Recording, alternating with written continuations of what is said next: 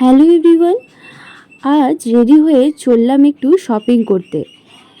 তাই রেডি হয়ে বেরিয়ে পড়লাম, কারণ আমি অলরেডি লেট হয়ে পড়েছি। কারণ আমার ছেলে আর বর নিচে এমনিতেই অনেকক্ষণ থেকে ওয়েট করছে, আর তারা দিচ্ছে তাড়াতাড়ি, কারণ আকাশে প্রচণ্ড মেঘ করেছে আর আমাকে শপিংটা করতেই হবে।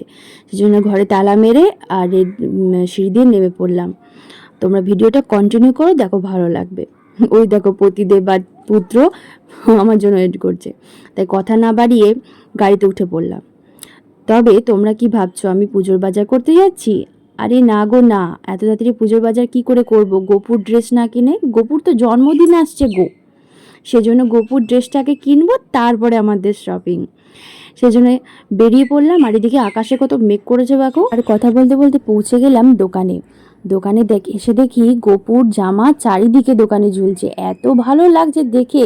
গোপুর দোলনা, গোপুর মুকুট, সব কিছু।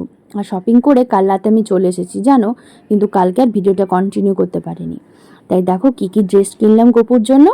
গোপালের ড্রেসের সঙ্গে সঙ্গে কিনেছিলাম রাধাকৃষ্ণের ড্রেস, গৌরনীতের ড্রেস, জুয়েলারি। হ্যাঁ, এগুলো সব আমার শাশুড়িমায়ের অর্ডার। তবে শাশুড়িমা বলে দিয়েছিল তোর পছন্দ মতন সব কিনে নিয়ে আসবি, তাই আমি আমার পছন্দ মতোই সব কিনে নিয়ে এসেছি। আর ভিডিও কলে অবশ্য দেখিয়েছি, তারও পছন্দ হয়েছে। তবে তোমাদের কেমন লাগলো গোপুর এই শপিং অবশ্যই কমেন্টে জানিও। তবে এই ড্রেস পরিয়ে জুয়েলারি পরে জন্মাষ্টমীর দিন কেমন লাগছে গোপুকে, তার ভিডিওতে তোমাদের জন্য আসবে।